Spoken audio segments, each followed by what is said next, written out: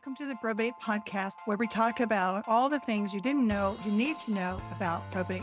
My name is Sherry Lund, and I'm so glad that you're here. I want you to understand the process and to know what to expect because it's going to make things easier and it's going to save you money. And I'm here to show you how.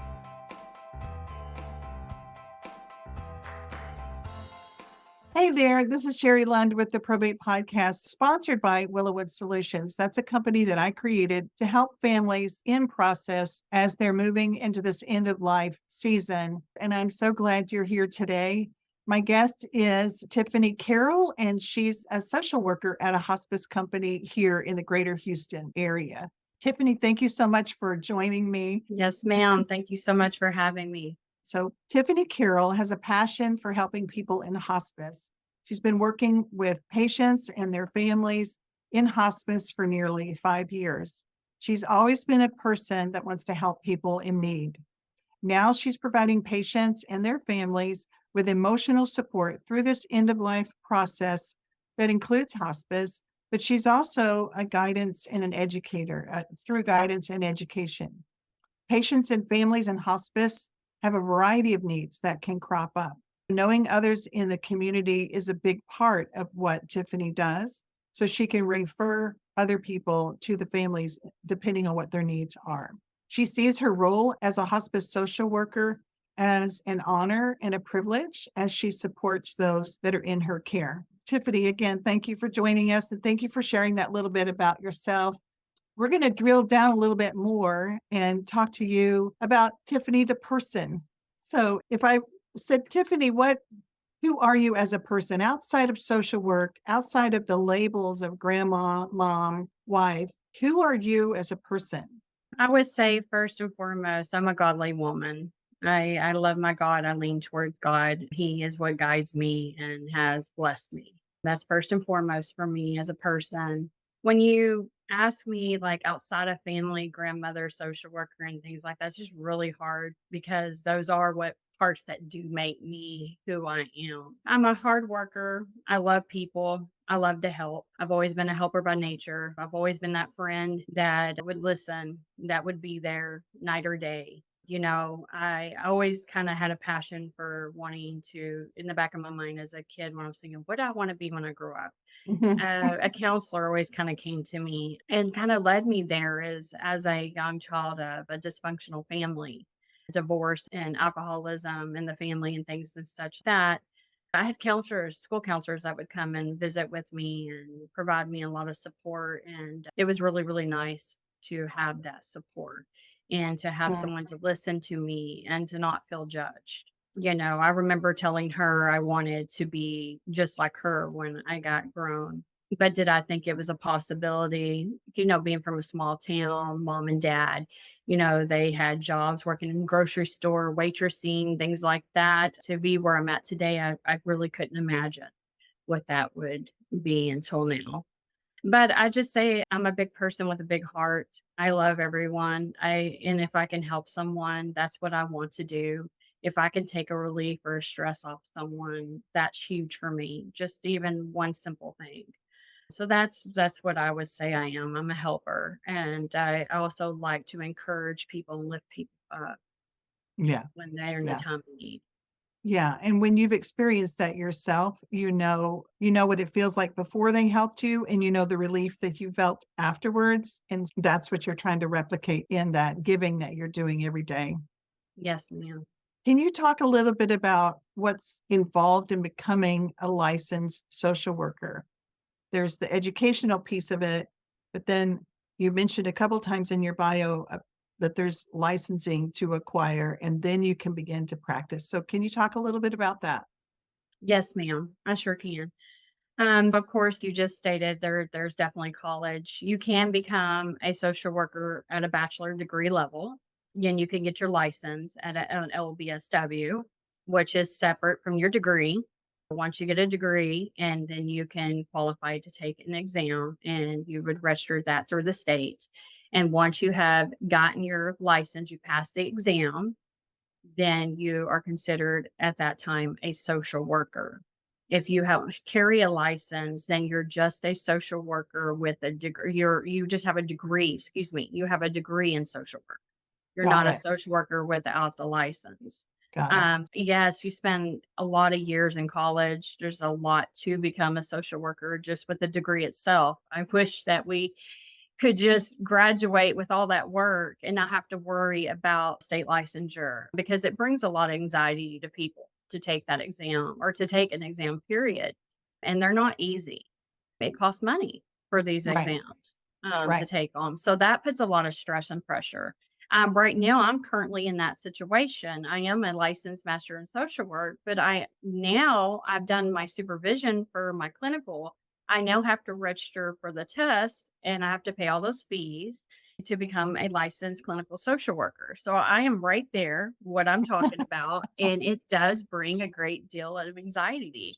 Am Yeah. I going to be able to pass this? And am I ready? That's huge. I mean, especially with the clinical license, we had 2 years of outside of school. The supervision's amazing and the working in the field is amazing to get us everything we need. But to hold that knowledge of 4 years of college and then hope it's still all up there, because Right. it's so broad of what you have to know to be a social worker in Yes. order to pass those tests as well. Right. And it's a state license. So if you were to move or come in from another state, for them to practice at that same level, they would have to take the exam, There's a Texas. possibility, but they also have started something with the licensing so that we can go online and apply. You can because right now in crisis when COVID happened, there was so many social workers needed, right? And so they Right. couldn't just move a social worker to Texas to go work in Oklahoma or, another state. So they're making it if social workers are wanting to broaden their field and to help more people and online is very broad. That's other states. So Right. you have to go on into the state and you have to apply for that. Oh, But every state has different requirements and laws and regulations and all that stuff that you have to follow. So you really need to base it off of that state and off of, the state's website on what the qualifications and stuff are got it. necessary to work there. So what did you do before you became a social worker? And you were also just to be clear, you were also teaching in the community college for people that are currently wanting to be social workers or investigating the idea of becoming a social worker. What did you do before all of that? Well, I had many roles before all of that. I'm from a small town, so I've worked at Walmart, I worked at McCoy's. I was a certified nurse's aide at one time. I loved that job. That was when I lived in Brownwood. When I moved down here, I got to be a vivarium technician, which was for a pharmaceutical company. And I did that for 7 years. And then there was a gap period where my department got laid off because they no longer need that department. So I was without a job for a couple of months and it was kind of scary. My husband was working for a company and, his boss came and said, I heard your wife used to be a nurse's aide. And, she seems like she'd be a great fit for helping take care of my dad and mom. They're looking into hiring somebody. And I said, okay. So I went and interviewed with his father and I worked there for 9 years taking care of a couple. First, I took care of the lady for 5 years and she was on hospice. I saw the whole process through for 3 years that she was on that as the caregiver. And he as well ended on hospice later on.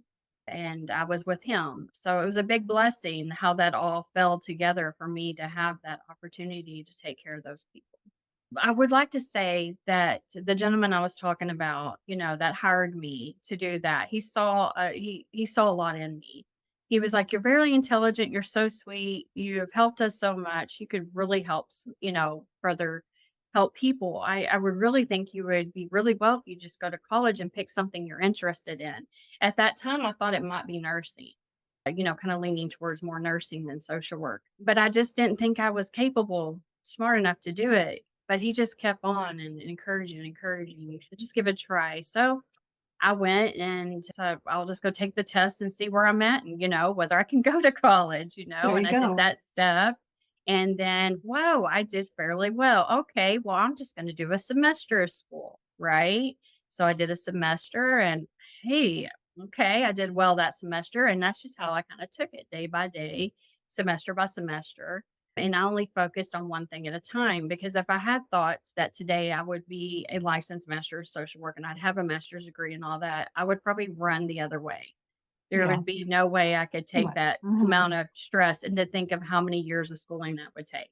So I Right. just took it day by day. But as I was working there, not working, excuse me, going to school there, I saw that I wanted to maybe do something different than nursing. Usually, like I told you about my childhood, having that counselor and stuff and kind of what I'm wanting to do. So I met with a guidance counselor at school, and she had told me about the chemical dependency track. And, Mhm. with a dysfunction family I grew up in and alcoholism, and how I wanted to learn more about that. And I would love to help people with that as well, and I could start counseling with associate's degree. I can start doing my passion and that could lead maybe into something else.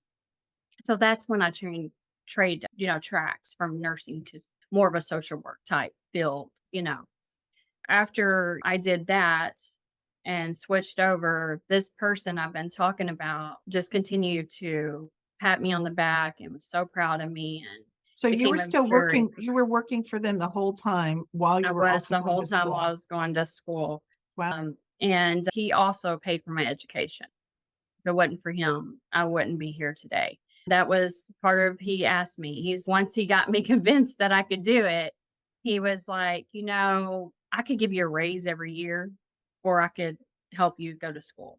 And so he's, which one would you want? And I was like, you know what? It'd just be a blessing because this just doesn't come every day to be able to go to school. So if it wasn't for him and his family, I would not be the person I am today. I would not be Wow. sitting here having this conversation with you. I am Wow. very it makes me teary. Very Yeah. blessed. Yeah. I love that. I love how someone approached your husband, like your husband was in the right place at the right Oh, time, and I love those serendipity kind of stories. Those are my favorite. We've had people talk about hospice before, but for those who might not be familiar with hospice, can you talk a little bit about what just hospice in general, what that is?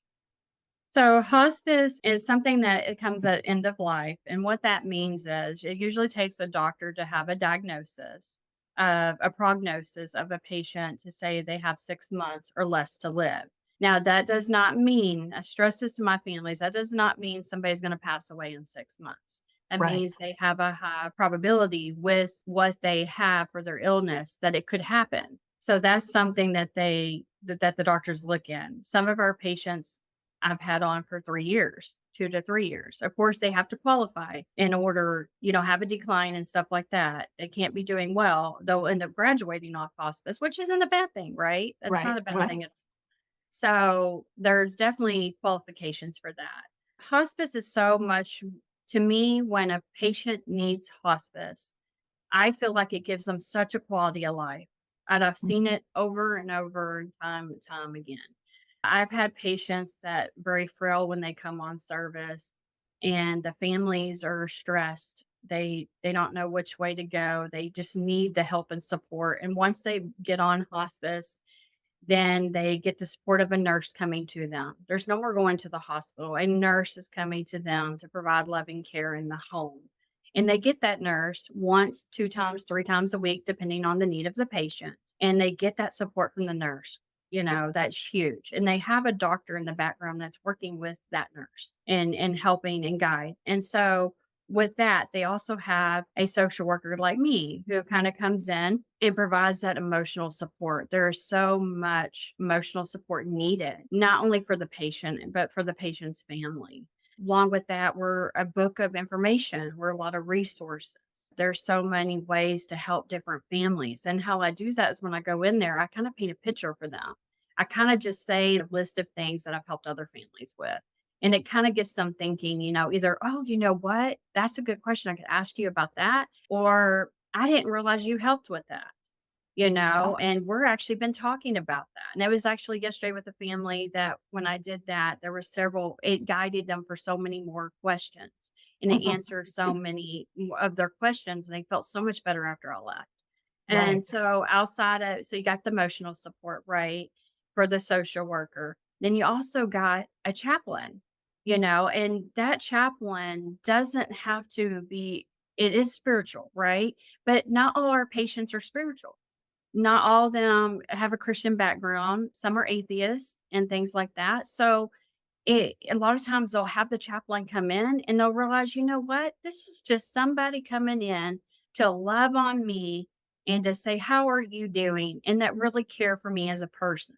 And he's not, or he or she is not talking about bringing a Bible and opening up and reading it to me because that's not where I'm at. That's not what I need. They're actually in there providing, just support, just an extra support system. And then you got nurse practitioners that oversee the care as well. So that's very helpful to and reassuring to our patients when they actually get to see a nurse practitioner kind of in there and they're seeing how each of us work together and how that makes the system whole. And you just don't get that when you go to the doctor's office. You don't get that necessarily in the hospital. I know hospitals have social workers and things, but I have had family in the hospital and talked to a social worker and they're wonderful. So I'm not knocking that, but they don't have the time, the quality of time because the hospitals are so big and there's so many patients and they got a long list of things to do. So they can't spend the time and come to your home and get to love on you and get to know you and get to meet you where you're at as much as a hospice social worker gets to. And I get the privilege of doing. That's awesome. Yeah, when I think about a hospital floor and I'm imagining the people walking quickly, from room to room, as opposed to creating an environment that's quality of life. The description to me is night and day. Just a thought a while ago when you were talking about the nurses coming to the family 2 or 3 times a week.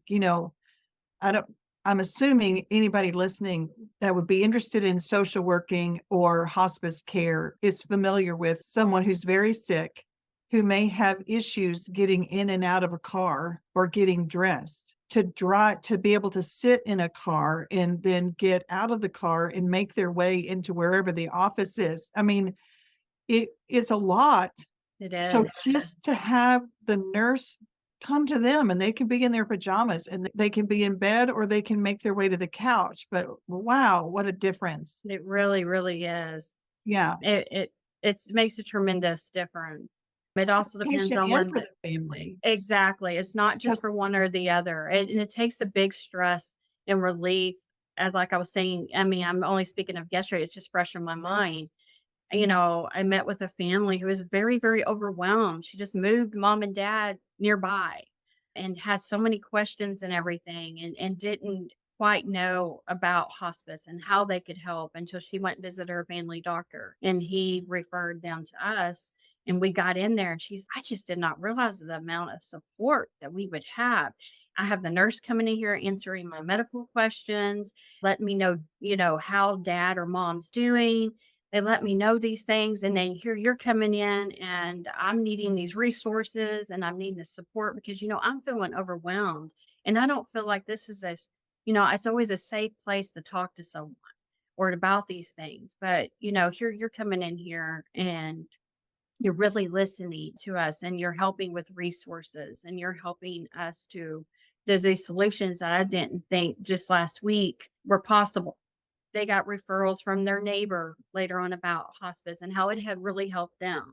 So that made them even feel better about making the decision to bring us on. yeah, yeah, love it. What are some of the myths associated with hospice? A lot of people kind of cringe when they hear that word or if someone suggests it. What can you say about that? And then that is true. We even still have when I visit with patients, families asking me not to use that word with the patient. They just worry that that's going to make their loved one feel like they're just going to die soon. So a lot of times when you hear hospice, it's like that 6-month period everybody hears about that really sticks out, right? With hospice, they're thinking, oh, my loved one, if I put them on hospice, it is definitely 6 months. That's just it. The 6 months, the doctor says, but they don't realize the quality of cares we've been talking about, how that really helps a lot of the times the patient to actually thrive and live longer. And then, we're not God, right? In my personal opinion, it's in God's timing. So sometimes, a patient doesn't live 6 months, but they're still got that good quality care, right? They're not going in and out of the hospital. They're not getting poked and prodded on. They're not getting x-rays. They're not getting all those things, being like you said, hard to get in the car, going by ambulance, all that things drains people, and it takes a little bit out of them each and every time. As I was speaking to a family yesterday, debating their loved one had fallen and could possibly, have some broken bones, they were really like, if I take them to the hospital again, it's going to set us back more, and they've already done the hospital thing several times, and they really just don't want to do it again because every time they go, it sets that person back. And a lot of times it's just people are not wanting to let go, and that's understandable. And they don't want to feel like they just wipe in their hands and say, you know what, I give up. Let's just go with hospice, you know. But once they get hospice in there, because no one's going to be put on hospice unless it's needed, right? If a doctor says and they have qualification factors, which I can't go through all that because I'm not a nurse, right? I can't get too deep in the medical side of things on the factors and reasons why people would qualify exactly for hospice on the medical rim of things, right? Because it is a holistic service, right? We're talking about the Yes. whole person, and we're talking about the family, the emotional support, the spiritual support, if that's important to them, being able to hear them and affirm them as a person when they're feeling most vulnerable and overwhelmed. Yeah, and there's not going to be any case that's a duplication of another case. They're all unique in their circumstances and their personality makeup. And I just love it too because it really supports the family unit. And if there's not a family unit, then it brings community to the person, to the patient when they need support from various resources. And yes, I'm a big proponent of hospice and what it can do. Can you talk about what social workers do in the hospice realm as opposed to the hospital realm? So if they're thinking about hospice, maybe they have met a social worker at a hospital already. So the way that I can explain it best, because I've never worked in a hospital as a social worker, but I have worked with social workers in the hospital, and I've been that family member with social workers and stuff like that. And what my experience has been, again, they're wonderful. They have a heart. They wouldn't be in there helping Right, people if they didn't, right? right. I think they're wonderful help to getting families home and with some resources and stuff like that. Yes, But as I stated earlier, I don't feel like they have the time as we get to, right? Once you're out of the hospital, they're done. You are set on to the next resource, whether that's home health care, whether that's at a SNF, a skilled nursing facility, or whether that is hospice. That social worker's goal in the hospital is to get you in a safe place from discharge and to right, continue your care. right. And you're not probably going to be calling that social worker back and getting more services from them. That's true. If you did, they would, we all have bleeding hearts as social workers. They would help Yeah, you the best they could, right? It's not like they would ignore you and not take your call. That's not what I'm saying. sure. It's just they referred you out, right? So they're expecting you to be more dependent and everything on the services outside of the hospital, Correct. you know. And they are the ones who would say, you're the situation as it is right now, we're not allowing mom or dad to leave until that's different. There Is is that times social? if there's Yeah, safety issues yeah, regarding the patient going home, yes, they do want these steps to be for a safe discharge, right? That is their right, goal for their patient to have a safe discharge and to have the resources available to them that's going to help continue with that patient's care. right, right. Um, what does palliative care mean? And that's a really, really good question. So, palliative care is specialized medical care that focuses on providing relief from pain and other symptoms of a serious illness. There's differences, right? So, the difference is like we discussed earlier, is you would have 6 months, you'd have a diagnosis from your provider that your prognosis is 6 months or less. So, that would be the big difference, right? Somebody who's on palliative, yes, they can start palliative as soon as they get a diagnosis of anything. It doesn't mean they have to be terminally ill. They just have Okay, to have a diagnosis. So okay, that's the difference. And like I said, hospice, you would have to have a prognosis of 6 months or less to live. The other difference is the curative treatment would stop on hospice. You would no longer be seeking curative care or life prolonging treatment. All that would stop. On palliative, you could still receive those things. Hospice is also offered to you anywhere. It can be offered to you in a hospital. It can be offered to you in a nursing home, a care facility. It can be offered to you in your own home. And it can be, and this is for both of them, it can be at any age. There's not a age limit on when you can receive palliative care, and there's not an age limit of when you can receive hospice. Okay. You have a diagnosis. And again, if it's hospice, you have a prognosis of 6 months or less. So those are some differences. And then we do have the same goals. We want to give quality of life. We want to keep your pain comfortable and managed. But there Okay. is some hospice companies that do provide palliative care and they Okay. provide hospice care. They provide both. And the palliative care is for curative, people who are still seeking treatment that has a diagnosis and things like that. But they get the same support system as hospice. They get a social worker, they get a chaplain, they get those things, right? Oh, It's wow. really so it's a nice, yes. So it's hand in hand. There's just the difference. That's why I really wanted to point out the differences of what that looks like. But somebody who has a 6 month prognosis and wants to continue to seek aggressive treatment, they have the option for palliative care. They don't have to be on hospice. Can you think of a challenge that a family would have in for their family or their loved one on hospice, and how you've been able to either refer that to someone who was able to help them overcome that challenge, or how you were able to help them navigate that? I have no idea what the challenge might be, but So we got families and patients that have many, many challenges when they come on service. Not all, some are really good, but one is lack of support. There's just not any support. There's a child who don't have siblings. They're an only child and they're taking care of mom and dad. And that's a whole lot of weight on their shoulders, right? So when I kind of come in, they have to work, they have jobs, they have things that they still need to do. And mom and dad need all this care at home. So a lot of times when I come in, I give them resources for in-home care providers. Or if it's getting to be too much at home, then I help provide resources and referrals for maybe a personal care home or maybe a nursing home, a facility, a community for that person to thrive in and to live in to help that support. And sometimes it's financial. right. They're struggling financially. They might say, all that sounds great, but I just don't have the funds.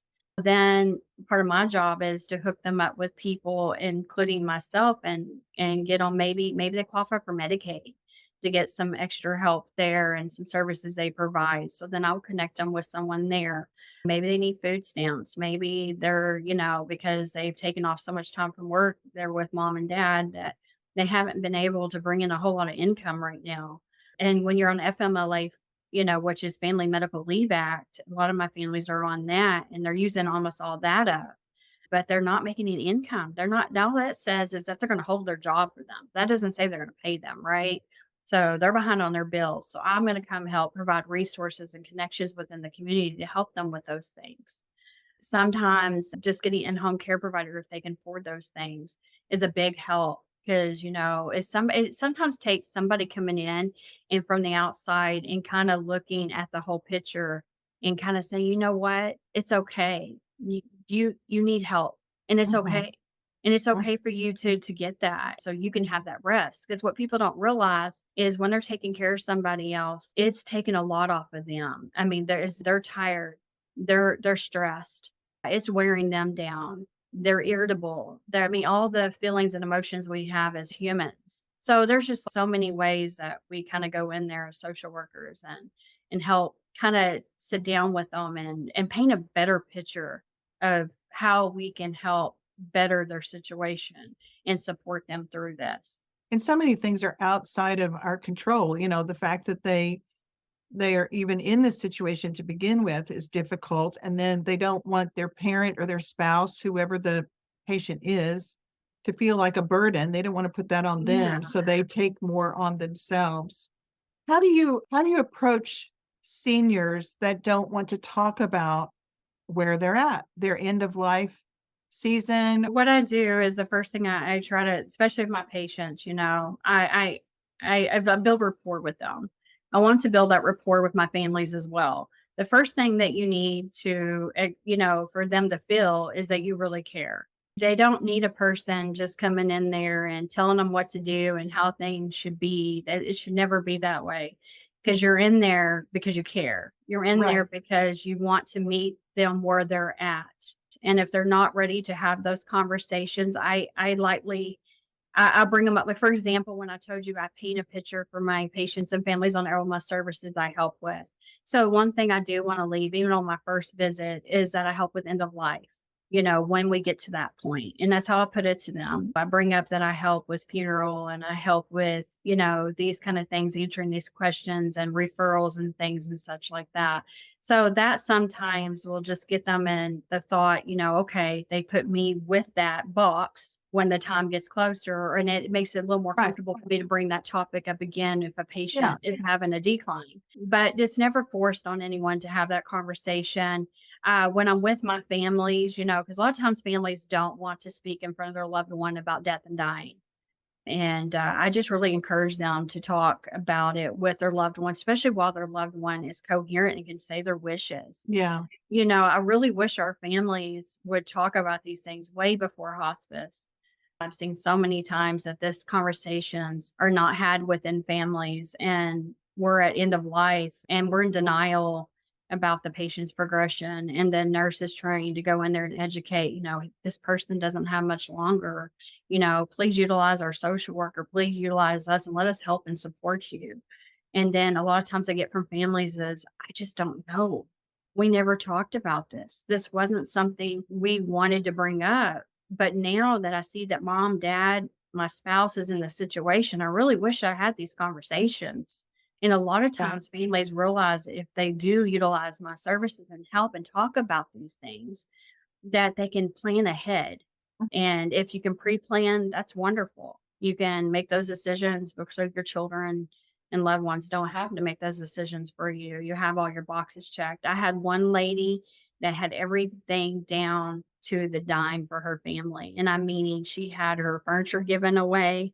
She had her funeral was going to be paid for the day she passed away. They had the card number for it to happen. She had all her heavy stuff out of the apartment. So she was an only child, and she also had a granddaughter she was very close to that was very young. So she really wanted everything just to be taken care of because Oh, of how close she was to them. And she just wanted them to have everything done already. And I mean, that just gives me chills still talking about it, that how she did all that for her children just so they wouldn't have the stresses. Now, it doesn't have to be all the way to that far, right? It's just having, those conversations, checking those boxes if you can now while you can make those decisions, and having all that in place before your loved ones. And if you do have someone who is terminally ill or going through something, I don't think it's a bad thing just to ask them their wishes. I think a lot of times they more want to talk about it than you think. Maybe yeah. they're not talking about it with their loved ones because they don't want their loved ones to hurt them by talking about it. But a lot of times they would actually like to have that conversation. And that's a lot of times when a social worker comes in. There's so many times I also offer to sit with patients and families, and they can have those hard talks. And I can just sit there and just be that kind of mentor during that time. Mainly it's them talking, right? I'm just kind of there for support.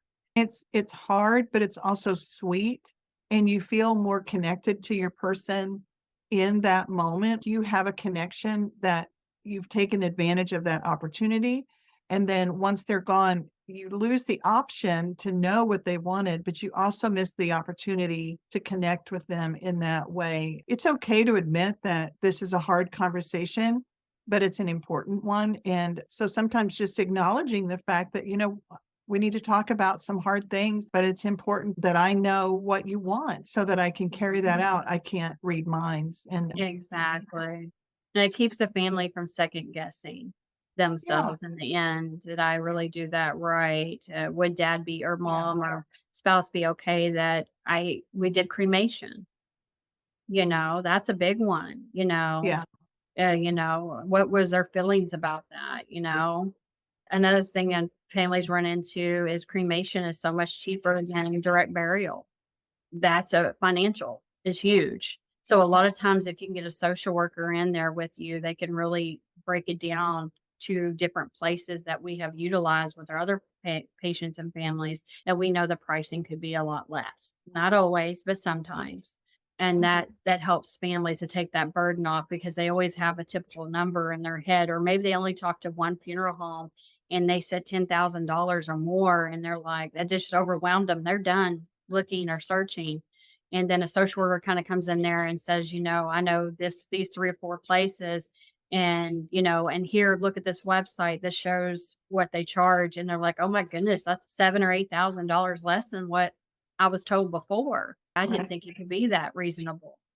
So this podcast is called the Probate Podcast. And so people come thinking that they're going to hear things about probate and how to help them through that process. How does planning for this end of life conversation and this end of life process, with the idea of you and I both want to minimize the stress for the people that we work with? Can you talk to that a little bit? It's kind of a weird question, but Someone like you, Sherry, would be a great, great help.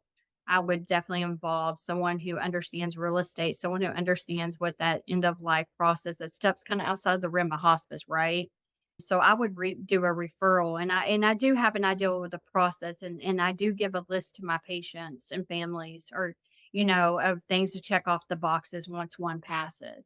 But to get down to really wanting to know exactly what that's going to look like for them. So then I encourage them to go ahead if they have an attorney family friend that they know. And and if they don't know anybody, then someone like you who's been there and actually has seen that end of process afterwards, right? After hospice care is complete. The services you offer, I think, are amazing. And I'm so glad we have connected because you just don't know how many times I've run into going to be at this stage, and who do you have anybody? And I'm referring them to probate attorneys, but I don't know them on a level as I've gotten to know you, and right, the compassion and the care that I can see that you would go in there just like I would, and love on people, and really walk them through something. It wouldn't be right, just neat and handed on paperwork and saying this is all the check boxes you need to do. You would right. actually explain those boxes to them and how that would look. And then you and I also, because care continues after hospice, the Yes. support does. We're still available if a family ever has any kind of questions. And if I can help with a referral or something like that, I'd be more than happy to. And it's also called a bereavement program that hospice offers. And that's just reaching out and connecting to families to see how they're doing after a Yeah. loved one has passed. Not all attorneys do probate, and even some attorneys who call themselves a probate attorney may not do it very often. They may do Exactly. divorce, and then the very next thing they might do probate or whatever. And even within attorneys that do probate, some of them will go to court if there's a family issue that comes up, and they call that litigation, when there needs to be some determinations made by the court to settle a discrepancy between the families. But there are a lot of probate attorneys that do not do that. Even though they're called a probate attorney, it may be able to practice that part of law. So it is helpful to have the right attorney for the right situation. And that's where you and I can work together. Exactly. Exactly. And that's why I love that I've gotten connect with you and stuff. You're just going to be a wonderful asset to my company. And hopefully if people, other social workers on here from hospice be like, you know what? Miss Sherry is going to be an excellent help for us. And then, like you mentioned earlier, if they need help in funding care, if they need to move from home or hire more care to come in, that's expensive. Or if they need to relocate to a community to care for them there, they might need access to the equity in the home. And I can Yes, help with that ma'am. as well. And I run So, into a lot of that as well. yeah. So what about cultural differences, Tiffany? How do you handle, I mean, Houston is one of the most culturally diverse cities in our country, and I think that's awesome. But as a social worker dealing with end of life, and different cultures have different ways of approaching end of life scenarios. What is the hospice stance? What is your stance as a social worker in dealing with those differences? So in hospice, the biggest thing that helps us as social workers, our nurse goes in, right? And she assesses the situation. They're the first ones in. And a lot of times I base our assessment off of our nurse because she's going to kind of let us know what the situation, what the religious background, the family dynamics. We got kind of a picture painted for us before we're going in, right? Mhm. For example, we had a family that likes their shoes to be taken off before you come in. You know, don't make eye contact, and some families do, and things like that. But what I found is people in this situation, they, as I said earlier, they want someone to come in who cares, right? They know when you come in, you're not going to know everything about their culture. They That's true. know you're an outsider. I hate to put it that way, but they know that you're someone from the outside coming in. There are things that works with me when I go in is I definitely try to be mindful and read up about my patient and family before I go in and see them. But at the same time, they're okay with you asking questions as long as they're respectful, right? They're respectful and it's because you care. You're Mhm. not being nosy, you're not prodding and things like that. A lot of families Mhm. appreciate you asking those questions, Mhm. how things work and how end of life, what that looks like for them. It is very interesting, some of it. Mhm. And like I said, if you're coming from a good place with a good heart and you're really caring about them and their loved one, they don't mind at all educating you and and helping you to provide them better care. And when it's all said and done, I mean, human emotions are pretty much the same, and feelings of loss and grief and despair and overwhelm, those are the things regardless of what religion they practice or don't practice or whatever, what color their skin might be. Underneath all of that is this human being who is feeling vulnerable and lost and needing support. And I love that. Do you see some emerging trends or some new services being offered in hospice or palliative care? So hospice companies are getting more where they're thinking more outside the box, right? How can we get out in the community? How can we help people before they need help? And it's also providing love and support for people in the community, regardless if Mhm, they or their loved one needs hospice, just to see the kind and caring hearts and then kind of educate them about what hospice is should they ever get to a point that they personally may need it or a loved one might need it. They feel a little more comfortable about that topic and knowing where to go to talk to someone that they can mhm. get, a good kind of feel from them. Yeah, that's why I love having you on the show today because, at 2 a.m. when someone can't sleep and they're trying to figure out what in the world they're supposed to be doing, hopefully they'll come across this, and learn something new and find a new resource of help and support that they may not have known before. So, yeah, that's the whole point of this podcast. And what a beautiful thing that is to have helpers in our community and people. So maybe you may not see us so much because we tend to be quieter and in someone's living room helping them. We're not out there movers and shakers maybe, but when you need us, it's important to know that we're here, and that's why we're trying to talk so much and educate people so much to keep this conversation going. What do you feel like should have been said and wasn't? Is there anything that you feel like is on your heart that needs to be talked about that we didn't get a chance to bring up yet? I would like for people to know that a lot of times our patients, when they're towards end of life, they're much ready for hospice before the families are. And a lot of times the families pull back our patients. And I don't mean that in any kind of way because being on that side is really hard. But I have a lot of times when I meet with my patients alone that they will talk, I've done all this chemotherapy, I've done all this radiation. I keep going to the doctor because my husband wants me to. But, and that's usually when we're talking to them, regarding hospice and things like that. But yet the family's not on board with hospice, right? They're still talking about, well, if she keeps continuing like that, then I think I'm going to probably maybe go ahead and take her back for a second opinion or something and come off hospice. So when we're meeting with our patients, they're ready. A lot of them are just like, you know what? I did it all. I'm just tired. I just want to be with my family in this moment and love on them and have whatever quality of life I have left. And to do that instead of going to continuous treatment because I'm just tired. I'm worn out. I hurt. I'm in pain. And I'll ask them, why don't you share this with your families? And they say, because I don't want them to think I'm giving up. And so sometimes, so I just wish that families would, be more open to talk to their loved ones about their wishes, like we've been talking about, and really get them to talk because a lot of times they're not going to talk to families on their own about it because they don't want to hurt their loved ones. How can people find you and where can they find you? Well, I work for a small hospice company, which I love. They don't plan on growing to be real big. And what I like about that, and the reason I say that is because I can give quality care to my patients and families.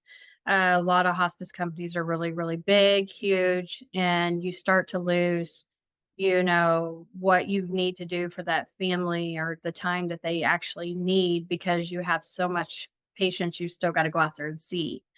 So our Okay. website is www.aspirehome, and our office number is 281-741-8106.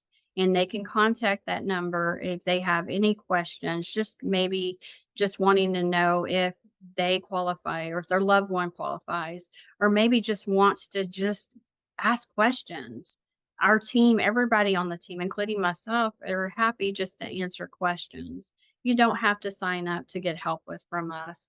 And that's Mhm. not our goal to get a bunch of patients. Our goal is just to help each and individual patient and family that we possibly can help and reach out to and Mhm. support them during their time of need. So that's the biggest thing I would say. So if they just want to call that number, they can ask to speak to me. Okay. They will direct them for me to give a call. And if they want to speak, I mean, anybody on our team is very knowledgeable. There's very few of us, so everyone you talk to, you're going to see again. And that's what I love about it too. You're not going to get another social worker. I am the social worker that works for that company, and we have a chaplain, and he will be your chaplain. And we have 3 or 4 nurses, but each of them you will grow to learn and love. And we try not to move our nurses and staff around. We try to keep our same crew with the same patients because we understand about building rapport means for our families and our patients and how it's important for us to see them through everything. Yeah. It's important work, what we're doing. And so I so appreciate what you're doing for our community to make it better and to make people feel loved when they're in this situation. And you're educating people to go on and do similar things. And so I really value, Tiffany, and I'm speaking from the heart here. I really value what you're doing in our community. And I thank you so much for that. I hope that you have enjoyed our conversation here today on the Probate Podcast. Tiffany and I both want you to know that you matter and that your questions are not too much. And we are here to help you take the next step, whatever that might be for you or for your spouse or for your loved one. Even if we're not the ones to have the final answer for you, we probably know someone who can help you in the next step of your journey. Please reach out to Tiffany at the information that she shared. It will also be in the show notes if you're running or driving in the car as you listen. And come back next time and visit the Probate Podcast again. I'd love to see you in the future. Until then, take good care and thanks for being here. That's all I have for now. New episodes of the Probate Podcast will come out on Thursdays. I also have a free public support group called Houston Probate Support on Facebook. You don't have to live in the greater Houston area to be a member, but I'd love to have you join me there. I'd love to have you join me on any of these platforms, including this podcast, and I'll share the links of where you can find me in the show notes below. I'm looking forward to us connecting. See you next time, and remember, you matter.